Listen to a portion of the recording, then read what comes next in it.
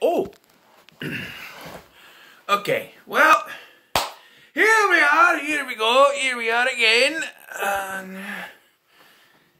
Bad Boys for Life, which really could have been the title of the fourth film if you think about it.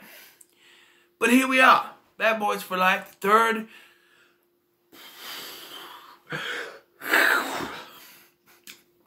That must have looked terrible. The third installment of the Bad Boys franchise, trilogy, whatever you have it. And I gotta say, this one was made more enjoyable. It was longer than the second one, but it didn't really feel that way. You know, because the first one, right? No, that's not even. First one wasn't that long.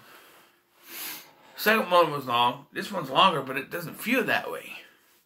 So, 17 years after the events of Bad Boys 2.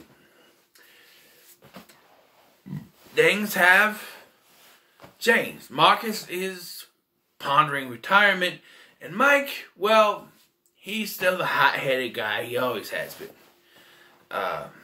And the first scene of this film is them going to the birth of Marcus's grandchild, which is the son of his daughter and Reggie. You know, Reggie was first introduced in the previous film, so there's that, you know. Even call back to that scene in that film. So the story here is now Mike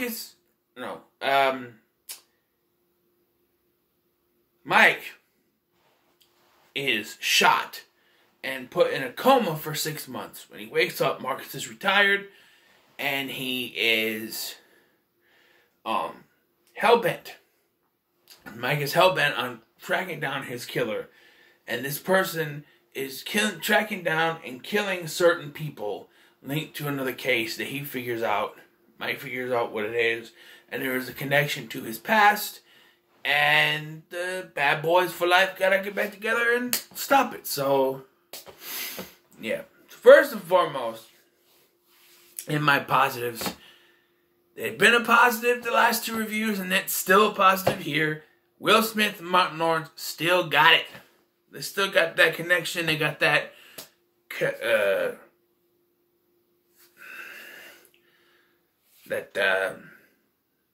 chemistry about them. It works. Stop yawning. Absolutely works. Once again, Miami looks beautiful. And I gotta say, positive is gonna be that Michael Bay is not the director of this film, and it shows. Sure, there's a few times where they try to be Michael Bay-ish, but it's not Michael Bay, and it's much better done. I will say, Michael Bay does have a cameo in this film as the MC of Marcus's daughter's wedding after the 6 months. Like I said, Mike is shot and presumed, you know, he's put in a coma, and 6 months later, he wakes up, and and they make you think like it's his funeral, but I'm like, no, it's gonna be the wedding, and it was the wedding, you know. And yeah, and he's on this mission to track down whoever this is that tried to kill him and is killing other people connected to him, but they don't know the connection yet. Well, there's one person that's connected to him, but there's a connection with all the people that don't know yet. They do figure it out later.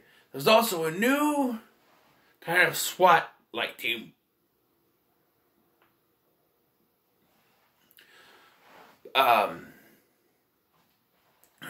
SWAT-like team called Ammo, and I'm sorry, there's a couple. Okay, so there's this Asian guy in it, Alexander Ludwig and Vanessa Hudgens. They do fine in this film. They can be a positive, except for I'm gonna be a little picky, and at the end of the film, Vanessa Hudgens has a cornrows on and she looks terrible. I'm just saying. There's also this female cop, Rita, who Mike seems to have a past with. Who knows what happened the last 17 years, you know? They do mention the breakup between Mike and Marcus's sister. She's not in this. And I do like their whole, you know, interactions with each other. And, you know, Marcus wants to be retired, but that doesn't work. Stop yawning! God damn. I wasn't yawning like this before I started recording. I hate that. So, yeah, Marcus is retired, but you can tell he's kind of bored with retired life. And they do the jokes. Oh, hey, you need your glasses. I need my glasses. Put your glasses on. It's like it's HD, you know, like that. And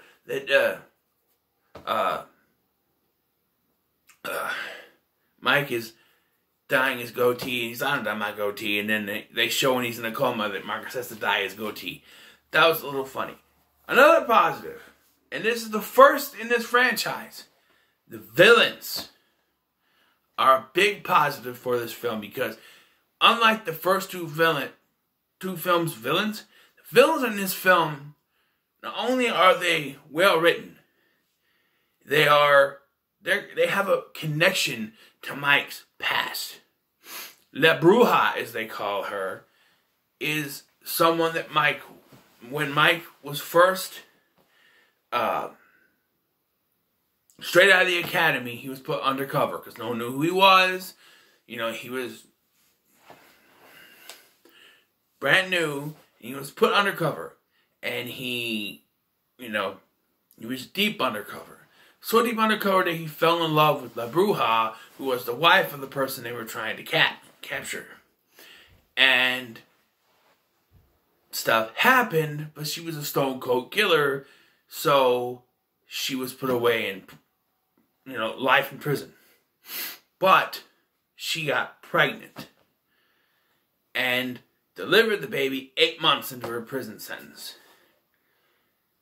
That means Mike is the father of this kid, and this kid is the one who tried to kill him.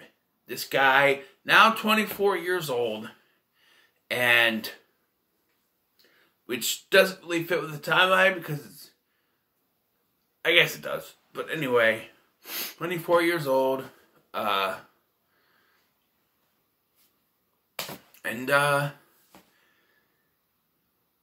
it's his son. And I do like how they had that sort of connection. I like the action in this. It's really good. It's not Michael Bay, but it's still done very well. The comedy in this is actually really good. Better than the last one. It's not stale and overdone. It actually works really well. But let's transition to my negatives here. And that's... I don't really have much. Maybe the length of the film a little bit. It's longer than the last one. Like I said, it doesn't really feel that way. The one thing I have to say is that, so Armando, that's the name of Mike's son. I feel like, so the whole film, the whole thing is about revenge on the person that killed, his father, her ex-husband. She did it, but she said it was Mike. And so now, he tries to kill Mike, but as soon as he finds out that Mike is his father, it's not as soon, because La Bruja, she gets killed, and then Marcus falls into this fire pit, and he's hanging, and he's about to go, and Mike's got up, but he's slipping, and then here comes Armando and grabs his other arm, and helps save him.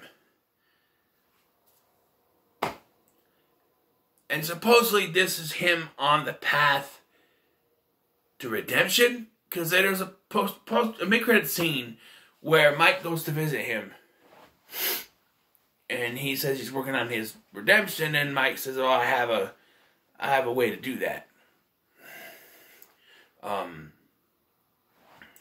Another thing that is a negative to me, it's a nitpick. They kill off Joey Pants.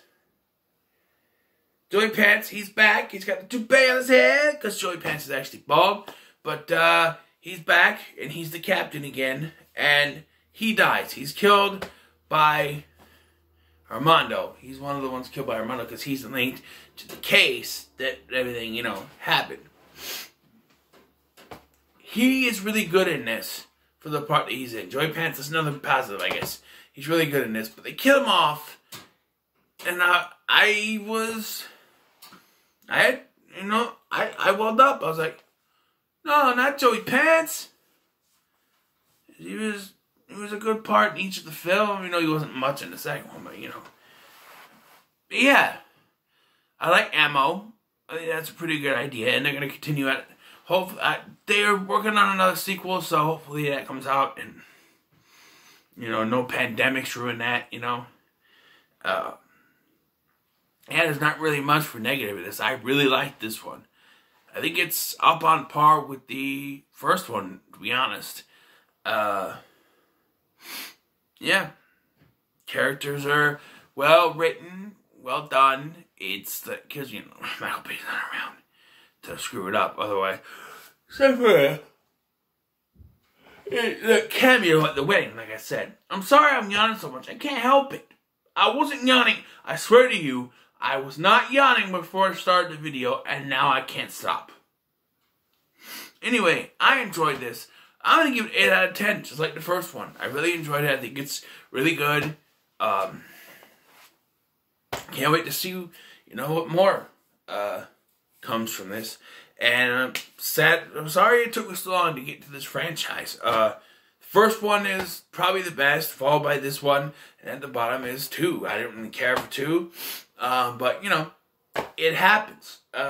So, what are your thoughts on Bad Boys for Life? Let me know in the comments below. Make sure to like, share, and subscribe. Thanks for watching. I've been Scotty. See you in the next one. Yeah, get that boogie. I think bad boys, what you gonna do? What you gonna do when I come for you? But then ding dong,